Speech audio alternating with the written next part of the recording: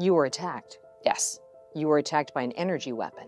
Yes, a directed energy weapon. The intelligence community has attempted to thwart congressional investigative efforts to uncover the truth at every turn. I mean, that sounds like a government cover-up. It's a cover-up, and it's terrifying, and it should be terrifying to all Americans. The new congressional report found it appears increasingly likely that a foreign adversary is behind these injuries. Vertigo. Yes. Eye tracking issues. Yes. Traumatic brain injury. Yes. Did the CIA gaslight you? Me and every other HIV victim. It was designed to make us think ourselves are crazy and question our own injuries. Is it reasonable to think that the intelligence community doesn't want to acknowledge a foreign adversary? Yes. This Defense Department letter is significant. Yes. We believe your experiences are real. What explains this disconnect? We have a Defense Department letter, and yet the intelligence community, the CIA, says there's nothing to see here. The brave people of the Department of Defense willing to stand up to the CIA. If they're politicizing this, what else are they? Not telling the president. And that's scary.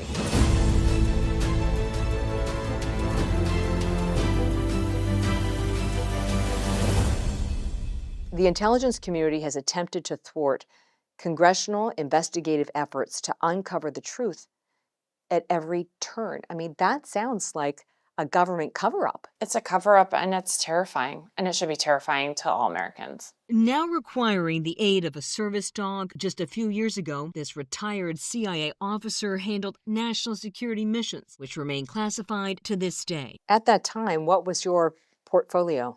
I am not at liberty to share that. Alice, an alias, is speaking out for the first time about debilitating injuries reported among hundreds of U.S. government personnel. The new congressional report found that it appears increasingly likely that a foreign adversary is behind these injuries. Your reaction? Thank God they're saying it. Thank God they were brave enough to stand up to the CIA.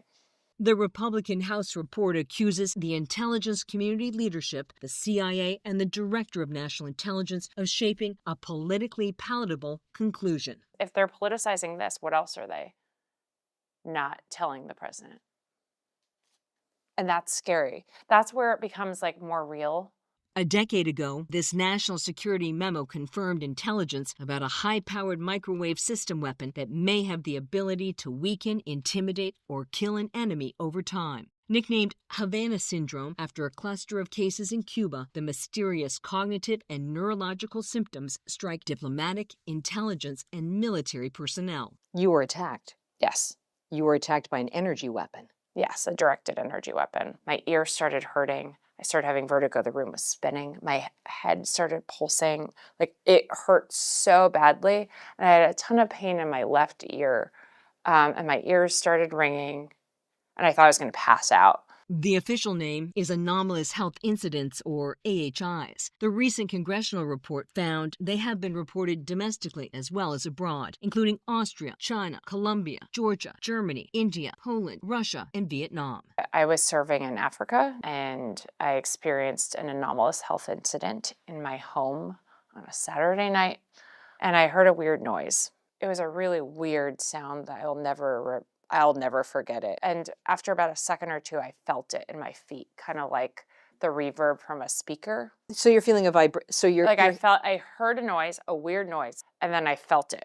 So what do you think the weapon looks like? I think that there are probably multiple weapons. I think there are weapons that can be fit in backpacks, ones that can be fit in the trunks of cars, ones that can be planted at a position with line of sight to people from across the street. Based on our investigative reporting, many victims were assigned portfolios linked to Russian interests, from cybersecurity to election interference and disinformation. Others had specialized language skills. This government record says that you have a traumatic brain injury. I believe the Russian GRU came to my house late at night and took me off the battlefield. Russian intelligence. Yes. Alice's injuries are so debilitating she needed multiple breaks during our interview. At times, she wore dark glasses to blunt the studio lights. Let's talk about the symptoms you've experienced. Ringing in the ears, Yes. vertigo, Yes. head and ear pressure, Yes. eye tracking issues, Yes. cognitive difficulties, Yes. traumatic brain injury. Yes. Taken all together, is it a struggle every day? Yes. I never thought I'd be retired in my 40s. Medically retired. Yep. Do you feel like your old self died the day of the attack? A little bit, I was paid for my brain. I was paid for my ability to write well and to write for the president. I was paid to meet with foreigners and to get information that would help advance US security objectives. And I can't do that anymore the way I used to. And that's one of the hardest parts. As cases spiked in 2021, the same year Alice says she was attacked, multiple sources told us CIA Director Burns said privately that it was his personal belief Russia was behind some of the attacks. Has CIA Director Burns, based on your experience, tried to do the right thing? I think he's a really good person at his core. I think he was being honest when he said he thought it was Russia. He is a Russia expert. He was the US ambassador there. I mean, I think that it's a sign of how political this is that even he fell in line.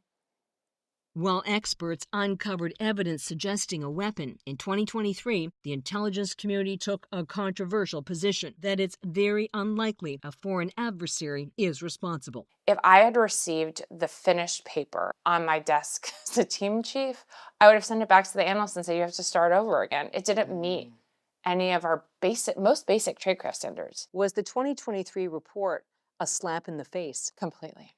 Was it demoralizing? Yes. Humiliating? Yes. Was it a betrayal after you pledged to serve your country? Yes. I miss my colleagues and I miss the work every single day. It was really tough work. But you love the work. Merriam-Webster defines gaslighting as psychological manipulation that causes the victim to question the validity of their own thoughts. Did the CIA gaslight you? Me and every other AHI victim. Was the CIA gaslighting designed to hurt you? It was designed to make us think ourselves are crazy and to question our own injuries. Did you expect more from the CIA? 100%. We swore this oath, and every day I watch them continue to deny people's humanity and their injuries. Is it reasonable to think that the intelligence community doesn't want to acknowledge a foreign adversary? Yes. Because then they would have to do something. Yes.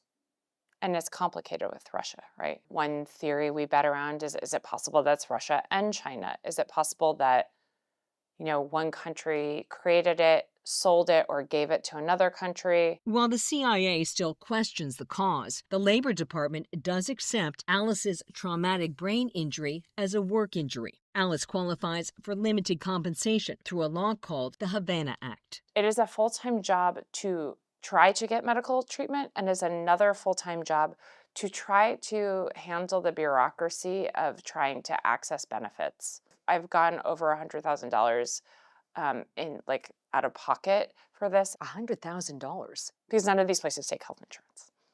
And if they're experimental, which we need, the reality is a normal physician cannot help us. This is different. AHIs are much more complicated, and we're basically like ticking time bombs, Catherine.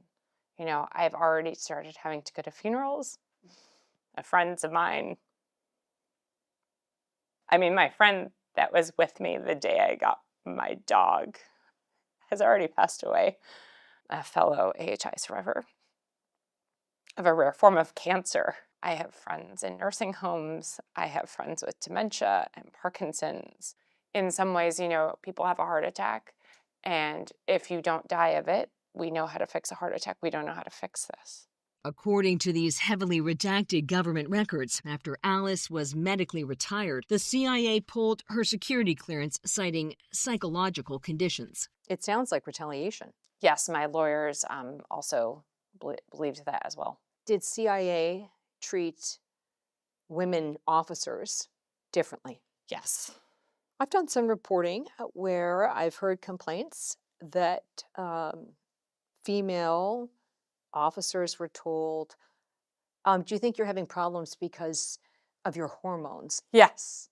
Yes. It's like we're in the 1950s. Pregnant, they brought up, could you be pregnant? Are you upset because you're not pregnant? Is it hormones? Is it menopause? Is it perimenopause? Do you have an anxiety disorder? Were any of the men asked if their hormones were to blame for their I know symptoms? of. Not that I'm aware of. I'm not saying that men have been treated well, but nothing to the extent there hasn't been a systemic action against them. After recent government studies found no medical explanation for their symptoms, a senior military official sent this letter obtained by our investigative team that validates their experiences and reaffirms a commitment to identify the cause. This Defense Department letter is significant. Yes. It states, "We believe your experiences are real, and we are unwaveringly committed to continue to provide quality care for you and those who are eligible." The Department of Defense believes us and has actually gone to bat for those of us from across the U.S. government. I would not be getting care if it wasn't for senior DoD leadership. What explains this disconnect? We have a Defense Department letter that says, "We believe you," and yet the intelligence community, the CIA, says there's nothing to see here. The brave people of the Department of Defense that have worked on this issue and were willing to stand up to the CIA. Is it fair to assess that the CIA, the intelligence community's motivation, is that this story is bad for recruitment? This story is bad for retention. This is true. I don't know if that's why they're doing it, but this is terrible for recruitment and retention. After so many years of quiet advocacy, why come forward now? Because the CIA is betraying, and not just betraying, but like making friends of mine and my life a living hell. I want them to stop denying what is happening to us.